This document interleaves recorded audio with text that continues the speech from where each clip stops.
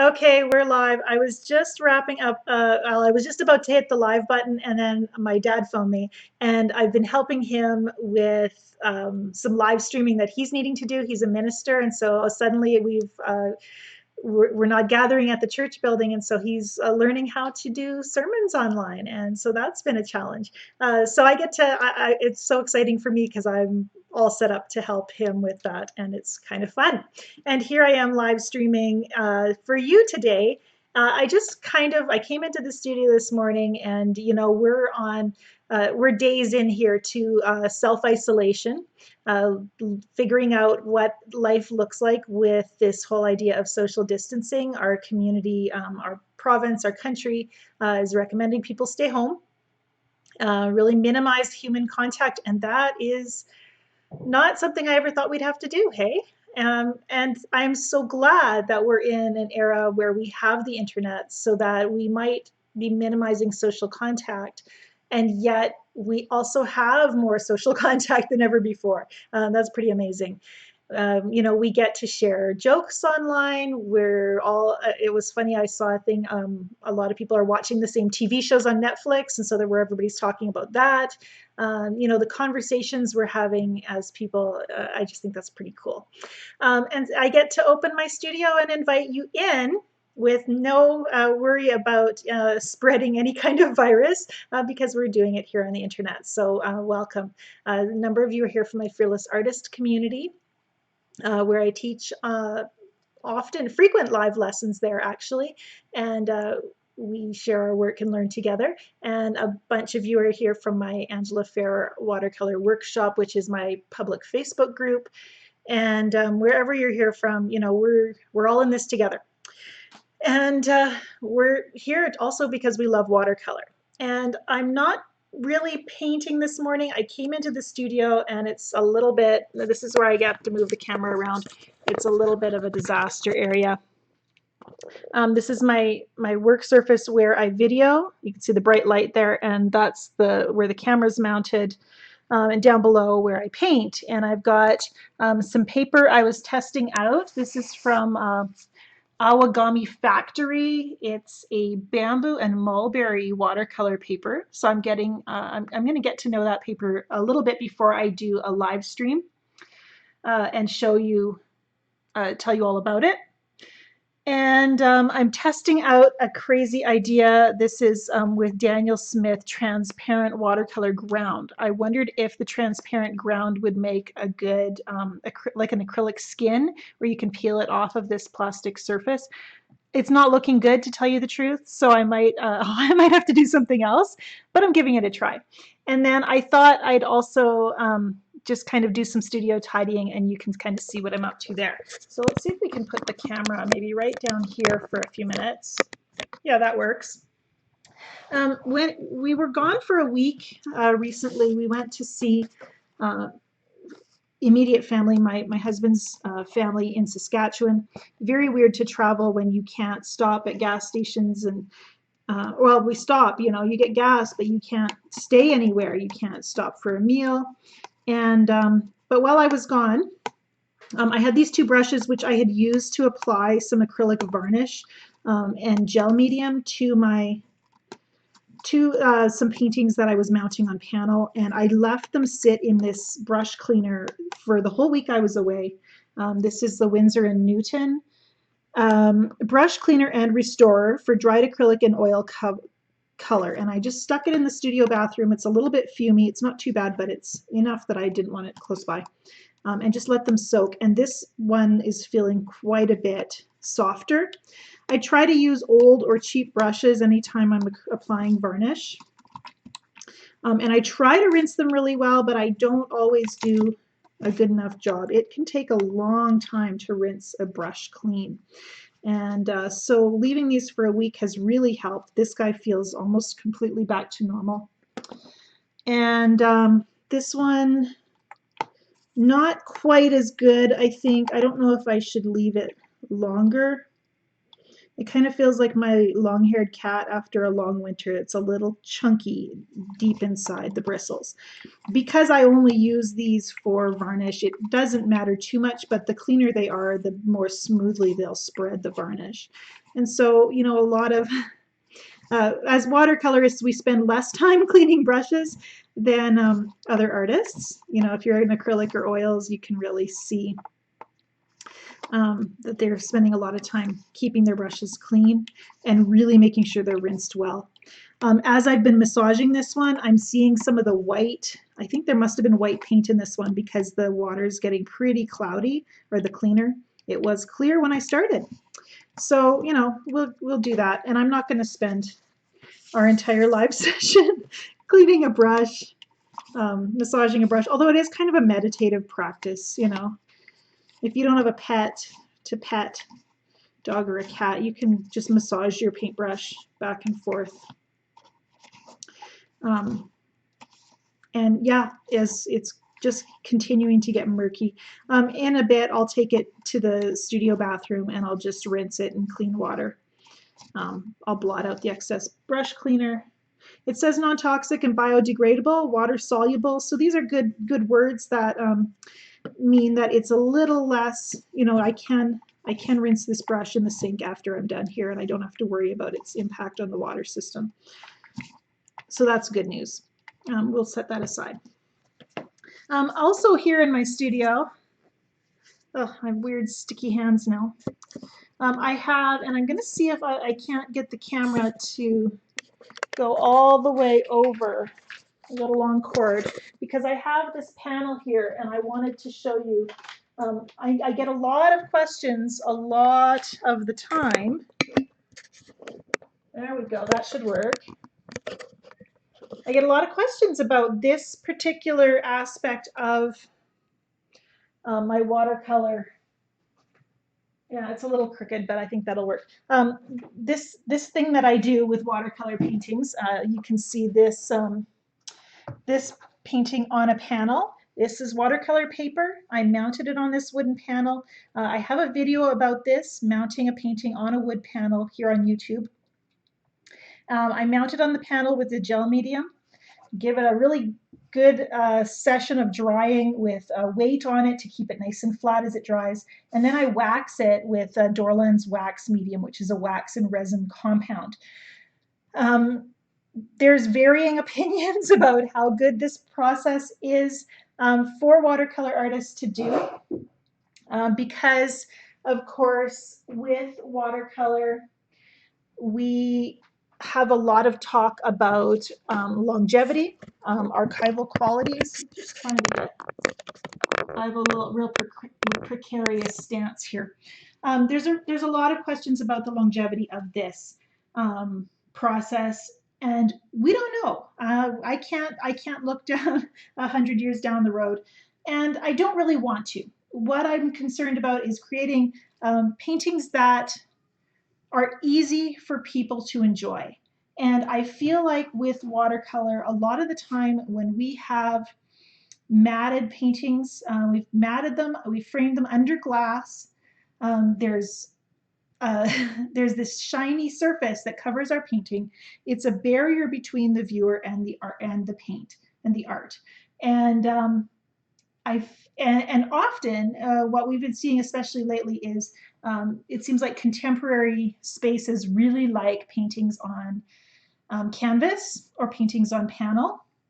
And so this gives us an option as watercolorists to create a painting that we can hang beside an oil or an acrylic, and it looks almost equivalent. This one I really love. I'm not sure if you can see the whole thing. This one just recently got completed, and it's actually going to be in the Northwest Watercolor Society upcoming show, their Waterworks exhibition, so I'm excited about that. And then this is the one I just finished mounting, and it's a full sheet of watercolor paper. And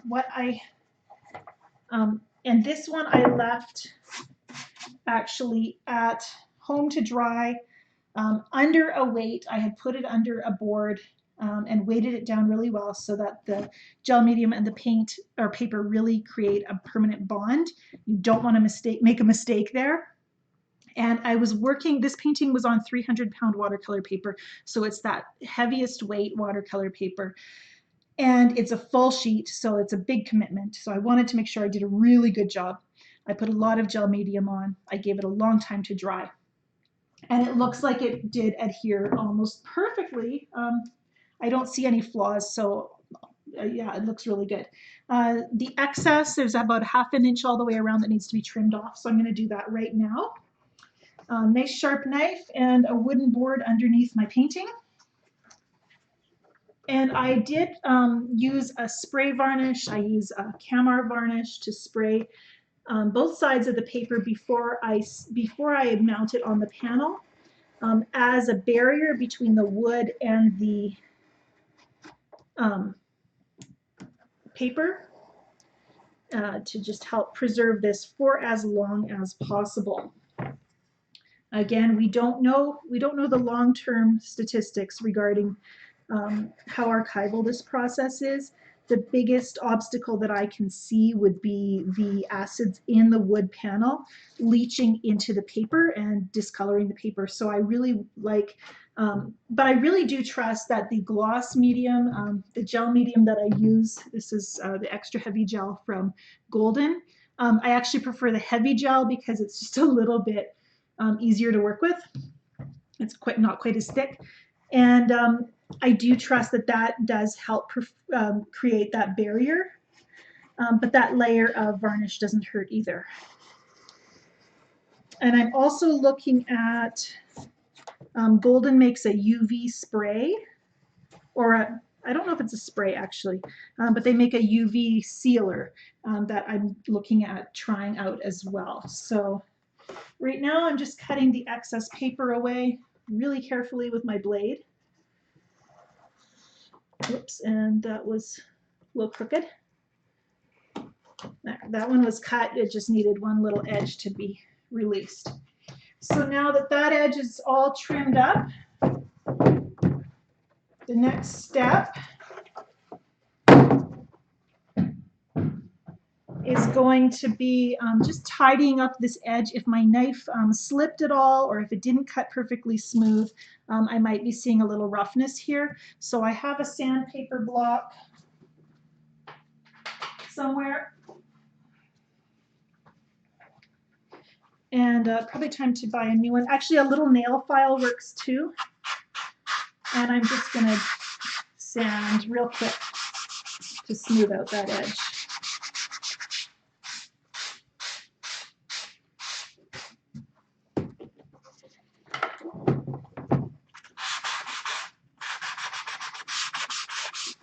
Anytime you're working with spray sealants, you want to be in a well-ventilated space. Putting that sealer coat on the front and back of the paper is something I did down in the garage.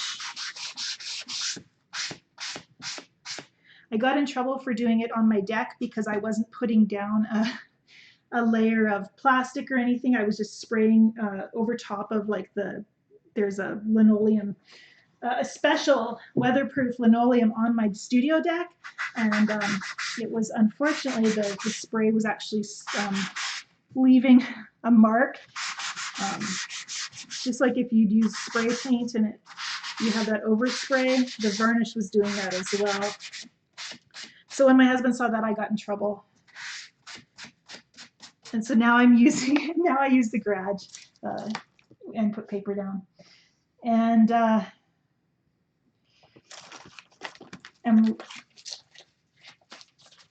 then I don't have to worry about the fumes coming up into the studio, which is the main thing. Okay, so that has, the edges are nice and smooth. What I'll do next, before I put the wax on, is just make sure there's no lint or hairs, or there's a little mark here that looks a little bit dirty. I'm going to use an eraser and try to clean that up. And so that will happen next. I don't feel like doing it right now. So it's just going to be here next time I come into the studio. When I put the wax on, I try to put quite a bit on, especially because this particular paper is a little bit rougher. And so I have the feeling it's going to really need a lot of wax to go into the hollows of that rougher paper. So that's something I'll be looking at. doing in a day or two. The other thing I need to do is buy more hangers for the back of these paintings. I'm pretty much out, which is a good sign. Um, that means I've been framing things, and that is something I really procrastinate in. I'm seeing, I'm just going to check in, hear your comments. Ina says, I've read somewhere recently that galleries don't like watercolor under glass. Do I have comments on that? I know for often you'll be asked if you're putting art in a show to make sure you're framing under plexiglass, which of course is going to be less likely to break or be damaged in transit. It's going to make it lighter for shipping. The drawback of plexiglass, if you're framing and matting your paintings, is that plexiglass scratches really easily. And framers don't really like working with it because it's a plastic, it's kind of staticky. So it's really hard to keep it lint free when they're putting it down on your frame. So that makes it a bit of a challenge. Yes, I do put more than one coat of wax on, Holly. Additionally, what I see is regarding galleries and paintings under glass is watercolor mounted like this on a panel is actually getting a lot more recognition or acceptance, I guess is a better word for it. The waterworks show that I mentioned with the Northwest Watercolor Society, I read those instructions really carefully, their rules, to make sure that I could mount my painting on a panel, and it was okay. They're totally cool with that. So that's pretty neat. Katya's asking about the hangers. I might be able to find some, sure. Let me see what I can do. If I can do that here. The other thing I thought I would do, well, I'll tell you in a minute.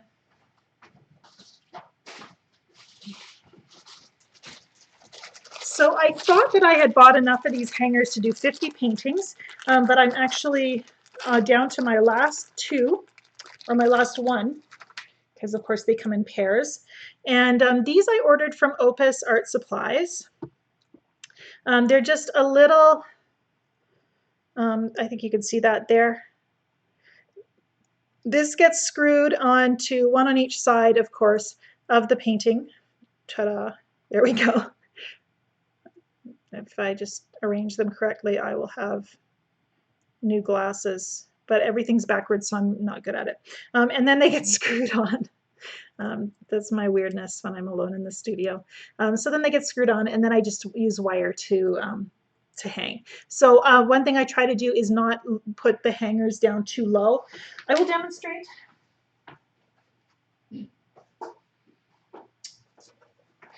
So this painting doesn't have any hangers yet. And when I put them on, I'll try to put them probably not more than a third of the way down, usually less than a third probably. And then I'll measure to make sure they're even on both sides. And where was I going with that? If you hang them too low, then the painting often wants to tip forward. And I like to do the wire nice and taut as well, not too much slack in the wire. Karen comments, good to hear that this process is being accepted more. I spend a fair amount of time explaining the process when I show my work. Yeah, I do too. Every time I display, especially with watercolor people, you know, average lay people who don't make watercolor, they think it looks great, but they don't necessarily realize that this is kind of out of the norm for watercolor. But when you're hanging out with watercolor people, they're like, what are you doing? Actually, there's usually a lot of curiosity if they're judging me for using this different technique and not being obsessed with the archival thing. They don't say so to my face usually. So that's a good thing, but I do get a lot of questions about it, and I love talking about the positive aspects of this process. The fact that it is so accessible, it just gets you right up close and personal to the art. The wax medium, I feel like I used to see artists sometimes using a glossy varnish for their paintings on panel. And then it doesn't feel like watercolor anymore to me. That glossy feeling just takes away, to me, the integrity of the paper. And so I love wax because it well, for one thing, it smells good. It's a beeswax and resin compound, so it's a really tactile kind of process, rubbing that wax on, buffing it in, smoothing it out, picking out my hairs. Usually, there's always one that falls in there, making sure I see it and take it out. And it smells good. It cures as a matte finish. It's not glossy unless you really buff it up. And so that also gives us just that beautiful integrity of the paper and the painting. And I just really like that it brings people right up close to the painting. And my personal feeling is, because I've bought old watercolor paintings that have they look old. The paper has changed color. The matte wasn't always perfect at keeping dust and grit out. There might be a stain or two, and it's still a beautiful painting regardless. We hear that the old masters paintings were brighter in the original than they are hundreds of years later. So things change over time. It's paintings mature, and watercolor paintings are allowed to mature, whether there's a pigment you use that fades a little bit, or whether the paper changes color as it ages. It's okay. Happened to Turner, it can happen to us. Holly, what tool do you use to apply the wax? I could get it out. I think I have. I just don't want to start it right now. That's a big painting. Usually I just use a rag, a lint-free cloth, to apply the wax. I've been wearing gloves, rubber gloves, so that I don't, because my hands get weird. It doesn't like to wash off. And it is Dorland's wax, yes. It's made by Jacquard. My friend Mila asked about Dorlands. She said because it has this resin in it, it might yellow a bit. Again, there is really, I don't know if there's any varnish that doesn't yellow a little bit. What Dorlands tells you is that it does not yellow. So I haven't been doing this for years and years and years. But although I do have paintings that I did this wax panel technique, I think 4 years ago, and they look great. They're holding up really well. So that's the extent of my experience at this point. Again, I give myself permission to love the look and to trust that it's going to mature in a beautiful way. Anne-Marie asks if I've tried Frederick's watercolor canvas. I think I did one painting on watercolor canvas. I haven't explored it in depth. At the end of the day, I love paper. I like the way paint moves on paper. And even when it comes to watercolor ground, that's been a struggle for me to kind of try to figure out how to adapt my methods to working on those alternate surfaces. Most of the time, I feel like it's a struggle. What else have I been up to over here that I can show you? I mentioned that I ordered paper from this Awagami factory. I did that because I was on their mailing list. They actually primarily create paper for printmakers, and they had sent me an email saying that they were giving away this little postcard pack with I don't know, I can't remember the amount, the $30 order or something like that. So I'm like, oh, watercolor paper, free, why not? And so I went on their site, and here they had, I was really tempted to buy the origami papers because my son, he gets obsessed with stuff like that. And so he's done origami off and on. I thought it would be fun to bring some origami paper home for him. But I ended up going for their watercolor papers. They have a bamboo paper. That's the one that was sitting on my desk when I first started the video here, and then they have another one that's a little bit higher grade. I have not used them enough to be able to recommend them or not. It's hard for me with reviews because when it comes to watercolor paper, I can make a good painting on almost any surface. Sometimes it's hard for me to judge how hard it's going to be for somebody with less experience to work on, if that makes sense. Nancy asks if this session will be available for you to view again. Absolutely. It's going to be in the community. And that link, if you have the link, it will work for you. It's not going away. Maggie says, I tried Arch for the first time yesterday and it was so amazing. Yes, good paper, especially if you've been struggling with cheaper paper. to jump into a really good paper, it's like, oh, this feels so good. And I even get that feeling when I go from Arche to 140 pound to their 300 pound. I always feel just happier when I'm painting on the heavier weight, because I'm spending like 3 times the money or something. I don't know.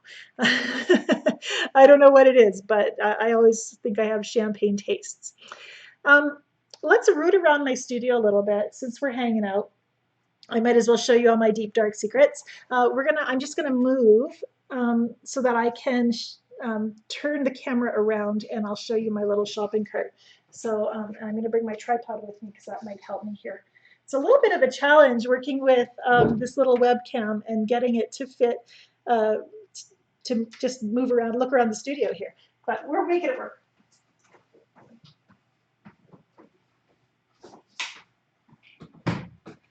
Okay, oh, the drawback is I'm not gonna be able to see.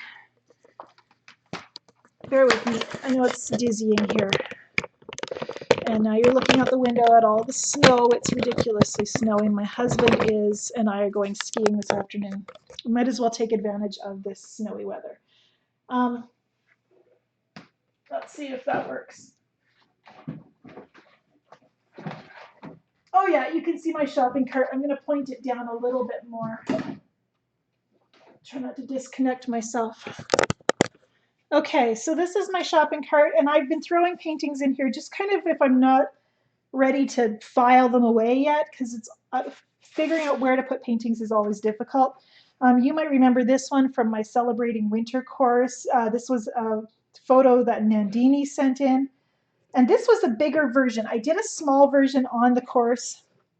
I don't think I did this bigger version on video, but I just enjoyed it so much I had to try again, and so that was the result. This is a little floral I was playing with. Also in here you can see one of the explorations from my Montreal series. I'm not sure why this one made it into the shopping cart and not the others. What else have I got here? Oh, this floral.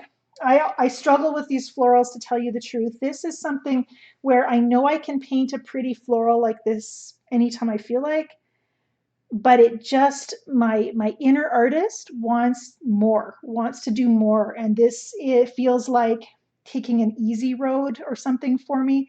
I think you get to that place as an artist where you really do, you want to share your most authentic work, and that's why we talk about, that's why we do watercolor mastery, is because a competent painting just stops being enough, and you want to kind of plumb your depths and create something that feels true to you, and that involves going a little bit deeper than what I can predictably do well.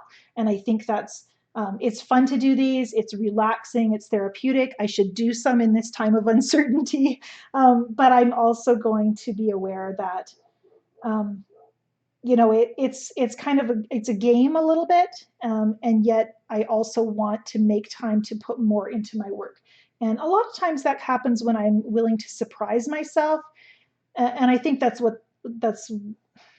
I think that's why all these don't always feel like they resonate for me, because I want to get to that deeper thing where I didn't know I had it in me. If that makes sense. I think it makes sense.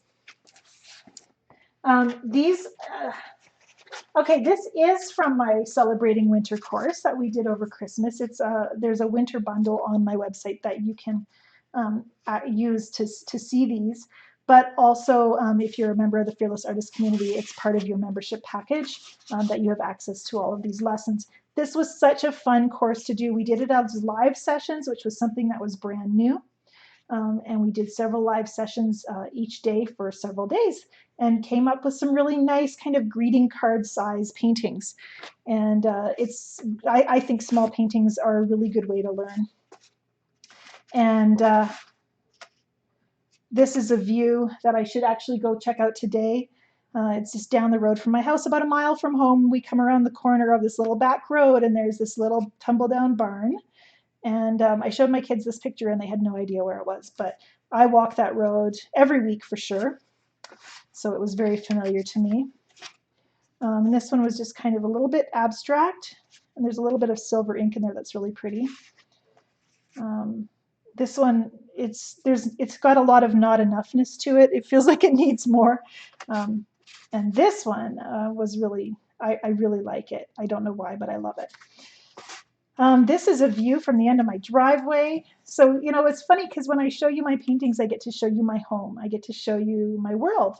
And, you know, isn't that a special thing to be able to do? And this started out as just a loose, a big brush stroke, and then I just kind of kept adding little marks that suited it. And I like the feel of it. I don't know, it feels like a field and a sunrise, but it doesn't really recall a specific place or anything like that. And that often works really well because it resonates with other people too. You know, they see something like this and it connects with their own life or their own memories, or reminds them of something that I'm not necessarily familiar with. Let's look at a couple more. This one is one of those paintings I don't know what to do with. It was prompted by a painting that I love that I've done many times, just a lone pine tree, and then the distant hills and the foliage. And I love the energy here. And yet there's a part of me that feels like, oh, well, I know technically the values aren't good. The tree should have a little more contrast so that it pops out and comes forward. But, you know, there's a part of me that also just really likes the energy that's here. And so I've forgiven myself for not doing it perfectly. You know, it doesn't have to be perfect to be a successful painting. And I think we often overthink the need for accuracy in our paintings. And hey, I signed it, which means it's done. This is another one where exploring that whole forest theme, exploring it over top of, I think, a loose first wash, and just adding a few secondary details to suggest trees and forest. I kind of like the feel of that too. I forgot all about that one. Anything else here I can show you before we move to something else?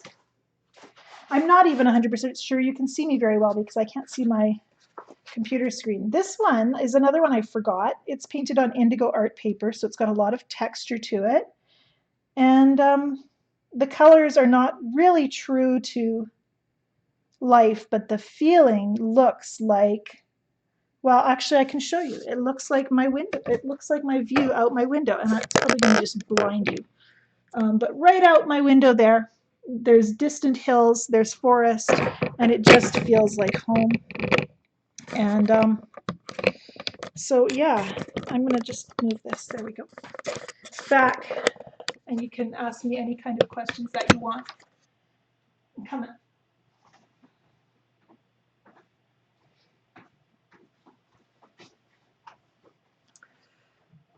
on. Okay, let's see here.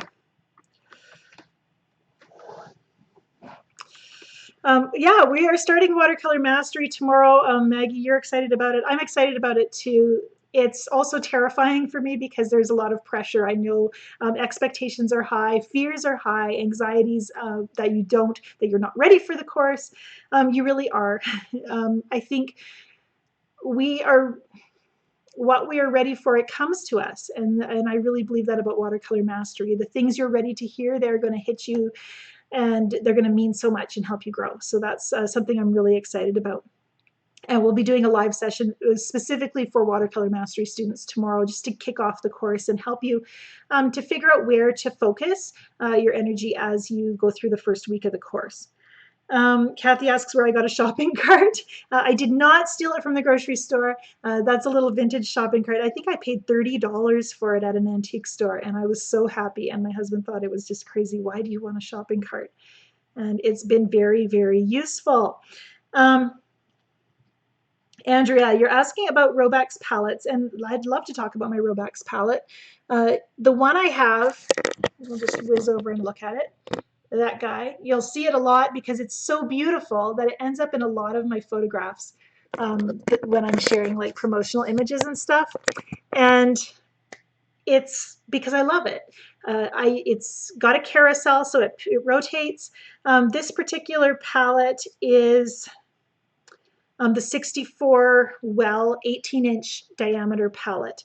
And so it is what I think probably the biggest one they make. The deal is that they make I think they also make that one about that size with smaller wells. But I really like the size of this one. And just for your comparison, Andrea, let me just see here. This is a 1-inch brush. This one's made by Rosemary and Co. And this is the palette. And so you can see that there's a lot of room for a 1-inch brush in this well. So I also have the wells from, I also have their 12-inch palette that has, I'm trying to think how many wells it has, maybe 18, 21. And the size is different, but they also fit a 1-inch brush really well. So I can't speak for all of the ones that they make, but they're, for the most part, they're really a really good size. And easily, I can easily get a 1-inch brush in there. It's when I get my 2-inch brushes out that I start to struggle a little bit. I got to jam them in a little bit, and even then I can get them in, but it's a little bit of a fight.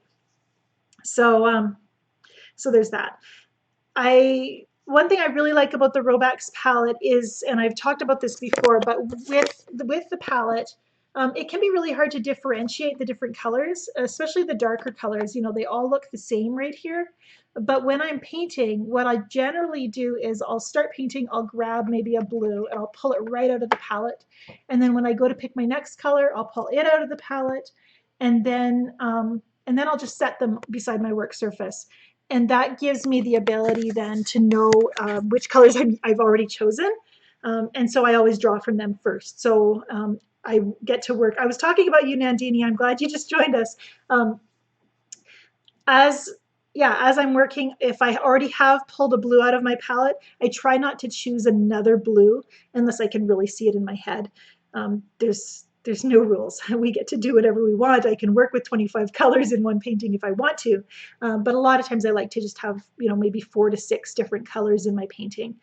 And so then I'll know which ones they are and I don't accidentally grab the wrong one because I've pulled them right out of the palette.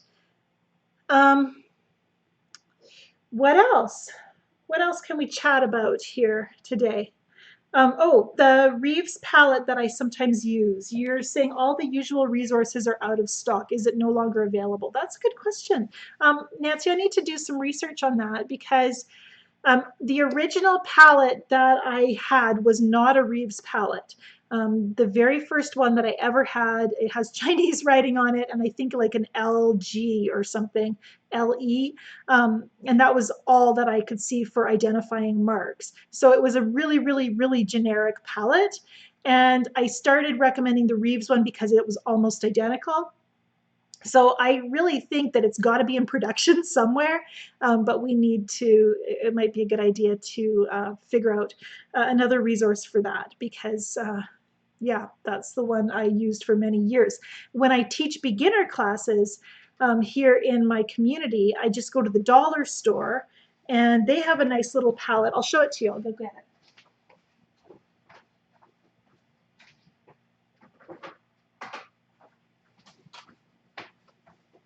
I've got like 15 of these because I was teaching kids at my kids' school.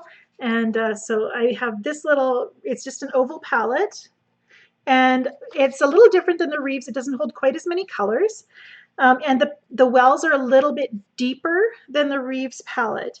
But this is actually, I found this was a really nice alternative for just a very simple basic palette. It was pretty fun. Just to have that and easily, quickly, when I'm teaching a class, rather than having my students come with paints that they've sourced and bought, because they tend to buy really cheap junk, I like to actually provide them with really good either student grade watercolors or actually Daniel Smith or Core, or I had some Winsor and Newton, I think, that I bought in big tubes for student palettes, and then I haven't done any local student classes since I bought those. So yeah. Oh, Nandini says, I remembered you posted fluid acrylics on Instagram, so I was trying it just now and overworked the sky, and I was very upset. So I'm going to stick with watercolors only. It's a learning curve, Nandini, I think, just like everything else. I saw an amazing tutorial actually on here on YouTube. I'm going to see if I can find it because it was so good. Opus Art Supplies shared it, but it was by Golden, and they were using fluid acrylics to make acrylic skins. And I'm just Googling it here right now because I can do that while oh, there it is. Copy link address, paste into chat. So after you're done with me, after you've had enough of my ramblings, you can go over there and look at that. I was watching the video and I was thinking, how can I apply this to watercolor? I don't know if I can, but if I can figure it out, I will tell you about it. Barbara's asking about the sawtooth hangers. Do they work okay to hang paintings on panel? I would totally use those for a small painting, under 12-inch square panel. For the bigger ones, I always like to use wire. It depends too. Some galleries will not accept paintings with a sawtooth hanger. They really like the wire hangers. So it just depends on what your purpose is for the painting. If it's just hanging at home or being given away, use whatever you like. But yeah, personally, I like using the wires myself, except for I have to tell you, I'm a terrible painting hanger. My paintings always hang crooked, always. I guess maybe one leg is longer than the other. I don't know. Yeah, probably. It's funny because we're in this time of self-isolating. We're at home. And my goal, what I've been planning to do, what I'm really working for, my kids are home and they're teenagers, so they're old enough they need time. I really feel like they need time to be bored and to think of their own creative projects. And we're a creative family. My son and my husband on Tuesday, they built a game board for a game called Pinochet. It's a I don't know if you've ever heard of Crokinole. It's a classic Mennonite game. So I grew up with it, but it's a game where you flick those little discs into the center of this wooden game board. And then there's this other version Wade's family grew up with that you're flicking the discs, but it's kind of a variation of almost like playing pool because you're trying to flick your little disc. You have a shooter disc and it's knocking other discs into the four corners of the game board. And so we did not have that game. Wade's family had it. And so when Wesley was there, my 13-year-old son, he took measurements of Grandpa and Grandma's game board, and they built one. It only took them, an afternoon. And so they've been playing that Pinochet or Pinch. I saw something called it Pinch Nut, which I think is probably the Canadian or the English mangling of the French word. But that was pretty cool to see. Yesterday, my son built a ramp so he could jump his snowboard down our hill on our yard. And so, they're being creative. My daughter got her scratch board out, which I didn't even know she had. That's where you're scraping the black off of it's a silver piece of foil with a black coating, and you scrape the black off so that you make a drawing. So that was kind of cool. And my other daughter is knitting. She's working on mastering knitting with circular needles. And so I'd kind of like to learn to knit too, because Robin, who is my trusty assistant, she also is a fiber artist. She dyes wool, and she sent me some really beautiful yarn, and I can only look at it at this point. I don't know how to do anything. So I need to find some left-handed tutorials for knitting and actually make time to do it. But here we are at home, and we have all these things we could be doing creatively. I think there's so many creative things you can do when you're at home. And yet there's a part of me that's just in kind of a holding pattern right now too. I could be really productive, but I'm just not really ready to go there. And I don't know if you're in that place too. Yesterday I got up and I couldn't even put jeans on. I'm like, I just need really comfortable clothes and just breathing room today. And I went to the grocery store and it was weird and depressing. They have these they put up big plexiglass panels between the cashiers and the customers. And so that felt weird. It just, and the shelves, of course, are half empty. So everything just felt really, really different. And I think, we're just allowed to be kind of sad right now because we're saying goodbye to a way of life. And we don't know if it's going to be the same in the future. And so I'm okay with not having to be productive. Just because I can be doesn't mean I have to be. And so, I've thought, well, I should be doing more live videos. And I thought, I'm not ready to really think about a great painting demonstration right now. But I can invite you into the studio and just kind of visit, and we can just be together and, yeah, kind of think about this big world and our one problem that we're facing together right now. So, um, yeah, and I think it's okay to be sad. I'd like to think I just always have a great perspective on everything, but yeah, we process. We have to process our struggles as well. And a lot of that struggle is just things being unknown. Worried about the loved ones that are at risk, and wanting to do our part, and then not knowing how long it's going to last, and all of that. And I don't want to talk about it anymore. Um, Shelly, I think yeah, you said your chat was too long. No, it didn't pop up. So try writing it in several. Um, Nandini says, I really love the BC landscapes and made it a bucket list item to travel there. Yeah, BC is an amazing, diverse province. And I saw a thing being shared online that said, when this is all over, be a tourist in your own country so that you can help build up the economy. And I thought that's such a great idea. There's so much more of Canada that I'd like to see, and even within my own province. So if you do come to BC, Nandini, and you want to take that really long drive north, my studio is here. One thing I don't always talk about, but Dawson Creek, BC, where I live just outside of town, it is kind of the middle of nowhere.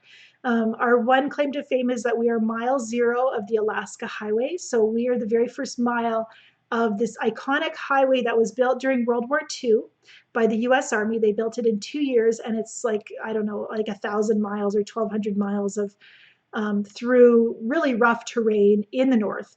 And so that's the one thing that people come to Dawson Creek for, is to go to Alaska, because we're like the one highway to Alaska. And so if you ever are coming up to Alaska and pass through Dawson Creek, my studio is always open. I really like to make it very clear that we're remote enough that we don't get a lot of visitors, so I'm pretty open to having guests. So let me know. Yeah. Looking at good comments here. Shelley says, just catching up here. Yeah, Carrie says, I saw a cute joke. After years of wanting to thoroughly clean my house but lacking the time this week, I discovered that wasn't the reason. Yeah, we have suddenly more time now than we had before.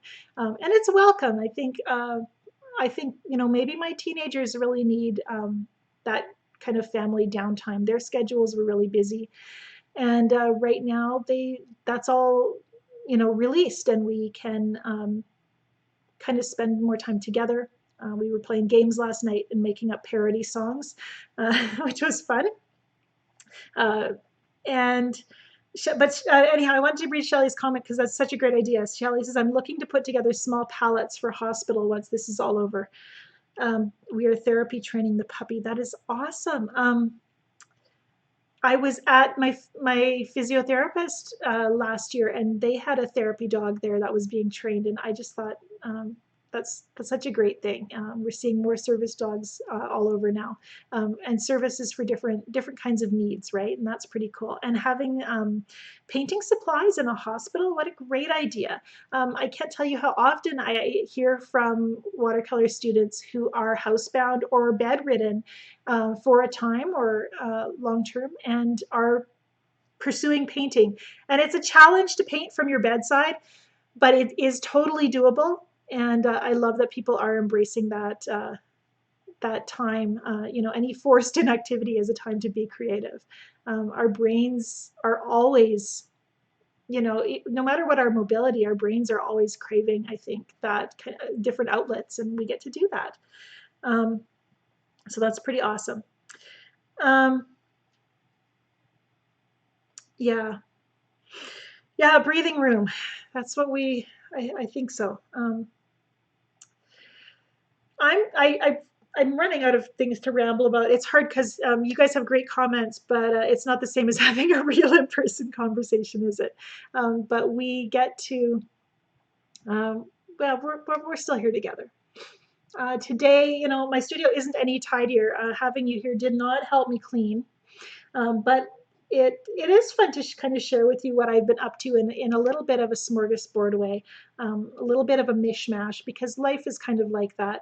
Most of my painting sessions are short little bursts of activity, and most of yeah, and even when I come to clean or different kind of work things that I do, yeah, it's always a bit of a it's always, I don't know, it's always a bit of a broken up kind of thing. I don't very often have that long stretch of uninterrupted time. In fact, when I wrap up here, it'll be going to work on lunch with my kids.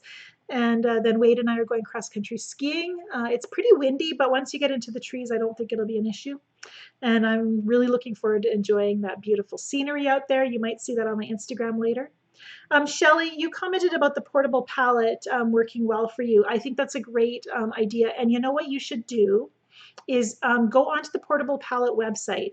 And if you are looking for portable painters for that kind of thing, tell Steve I sent you.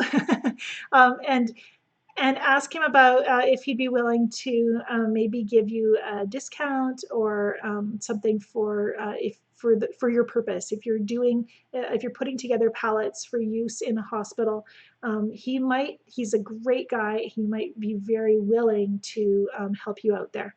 And he's also making they're working on a Kickstarter for a portable palette micro, which is credit card sized. So the portable painter is um, kind of cell phone sized, and the micro is even smaller. So that might be an option as well.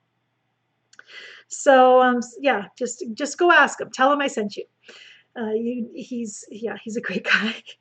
And if he says no now, you're going to not believe me that he's a great guy. He really is. But I don't know. It's hard for small businesses right now. And I think we get to support each other. And that's really something that's special. Oh, and speaking of which, I mentioned this on the Fearless Artists community, and I mentioned it in my watercolor workshop page, but I want to mention it one more time. If you know someone who is struggling, a creative person who is struggling and really needs some connection during this time, I have Fearless Artists community members who are sponsoring a free month in my Fearless Artists community. I'm willing to sponsor a free month in my Fearless Artists community. For people who are really in that place where they need that connection, maybe aren't financially able to sign up and join, but you think this would be something that would be therapeutic for them, please send me an email, send me a message and let me know. We can connect them with that free month in the community and just be a blessing to them and maybe bring them some comfort and community during this time. So yeah, we're all in this together. And I know one thing that's really inspired me, or encouraged me rather, is seeing the way people are so defaulting to generosity in so many ways. And I really choose to focus on that because it's happening. We had a local cafe in our community that was offering takeout and delivery for, because the restaurants are closed. And so you could order online and that you go pick up your soup and stuff for lunch. They make great lunches. But they decided they were only going to offer that takeout and delivery on certain days, because on other days they were going to be providing meals for people in need in the community, for seniors and just low income people and so forth. And so stuff like that is just so exciting to see, and it makes us want to do generous things too. And so I think that's so awesome when we get to talk about the generosity and the giving that we see, because it snowballs, it grows. And I think that's amazing. It makes me want to be really want to really give good stuff. Nandini, the Robex doesn't ship elsewhere other than US and Canada. I didn't know that. I know shipping to Canada is not cheap for the Robex palette. As much as I love it, it was hard to justify the cost of the shipping. Um, yeah, I wish I could. I wish. Well, and shipping is if shipping wasn't so expensive and crazy from Canada to the UK, I would just say, have Robex ship it to me and I'll ship it to you. But the cost of shipping to the UK from Canada is nuts. So yeah, that's not an option either, or I'd totally help you out there. Anyhow, I'm going to wrap up. I've been rambling long enough. Give yourself permission to just, you know, be, just breathe, just pause. I really think we need it, not to have that pressure to be super productive. And just to connect and share with the people that we love. I think that's the number one thing. That's at least that's what I need right now. Anyhow, I've been talking long enough. I will be back tomorrow for our mastery students to do our kickoff. On Tuesday in our Fearless Artist community, we have our live studio session. We have a mastery session, first of all, in the morning, and then that we'll be following that up with our critique session. And we do a critique once a month in the Fearless Artist community where you can post your work in the community with the hashtag critique. I'm going to just type that in the chat so you know what it looks like if you're not a hashtagger. Just include that in the description of the image that you post if you want it to be considered for a critique. It really helps me if you talk a bit about the painting, maybe what you were wanting to do or what you were struggling with. Give me an idea of what you need to hear, what you need to hear, what you're wondering about, and that really helps me to give a more targeted critique. And as you and we'll be doing that on Tuesday. If you miss out on that one, or if you're not a member of the Fearless Artist community, I don't do critiques publicly because it's really hard, for one thing. It's hard to meet an artist where they're at and to get that, to have that understanding. So I always feel like a critique, without a long-standing relationship, it really is going to fall short a little bit. I am limited into how much I can offer, but it is something we do in the Fearless Artist community as we get to know each other, as you share your work, and we help each other grow in that way. We do them once a month, so if you've missed out on this one, it will be happening again in a few weeks. Yeah, and I'll and that's all information you can find on my website at learn.angelafair.com.